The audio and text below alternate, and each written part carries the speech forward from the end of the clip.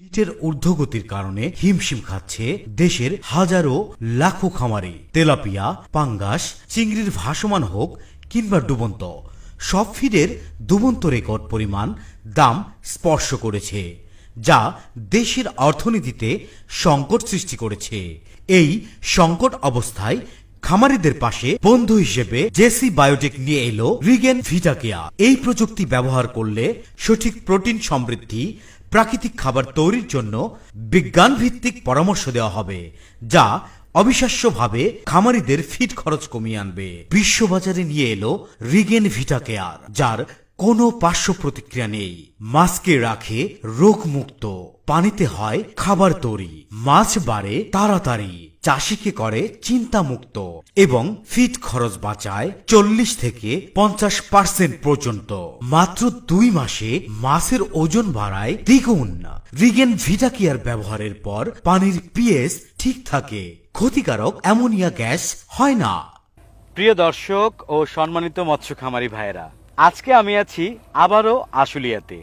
আপনারা জানেন যে আমার এই অনুষ্ঠানের মাধ্যমে খামারির সম্ভাবনা ও সমস্যার কথা তুলে ধরি।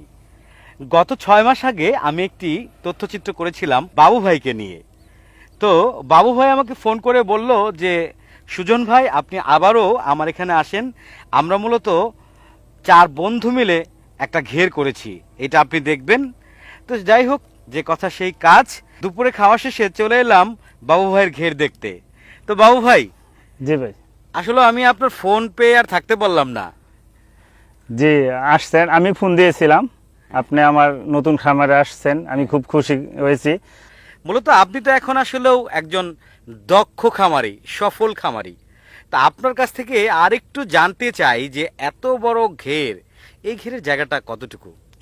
এই ঘেরে জায়গা 10 একরের উপরে, 30 বিঘার উপরে আছে। আচ্ছা। আমরা 4 বন্ধু মিলে এই নতুন ঘেরটা নিয়েছি। আচ্ছা, দেখতেই তো পারতেছেন, বিশাল বড় ঘের। হ্যাঁ বাবু ভাই, এখন কি এইখানে ওই পুকুরে যে ধরনের মাছগুলি চাষ করতেন, এখানে কি এই ঘেরেও কি সেম, মানে সব ধরনের মাছ?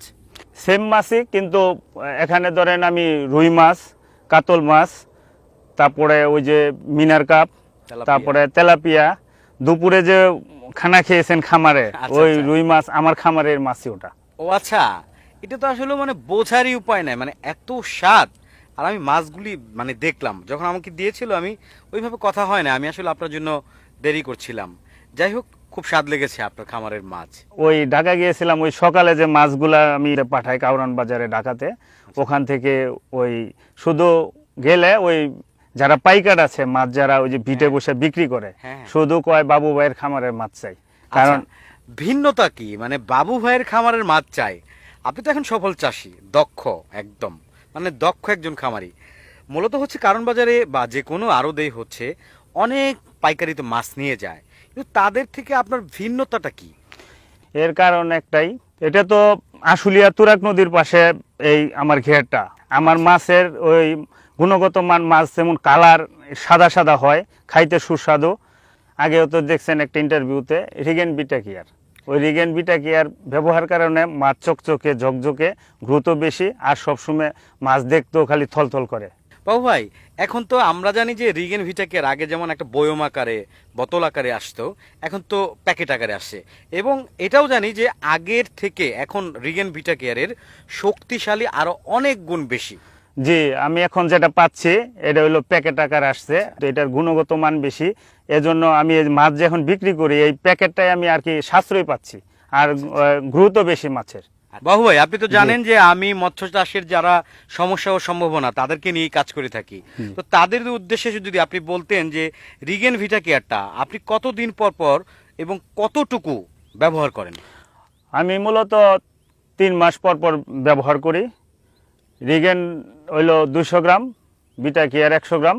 এটার মান মনে করবেন, গুণগত মান 3 মাস পর্যন্ত থাকে। আচ্ছা আচ্ছা, প্রিয় দর্শক দেখেন, ইন্ডিয়ান রিগেন ভিটাকেয়ার মানে আমাদের বাংলাদেশের মৎস্য চাষিরা যারা এটা ব্যবহার করছে তারাই সফল হচ্ছে, সফলতার মুখ দেখছে। আজকে বাবু ভাই আমি 6 মাস আগেও বাবু ভাইয়ের একটা ইন্টারভিউ নিয়েছিলাম। একটা পুকুর থেকে ওনারা 4 জন মিলে, কত একর জায়গা বললেন?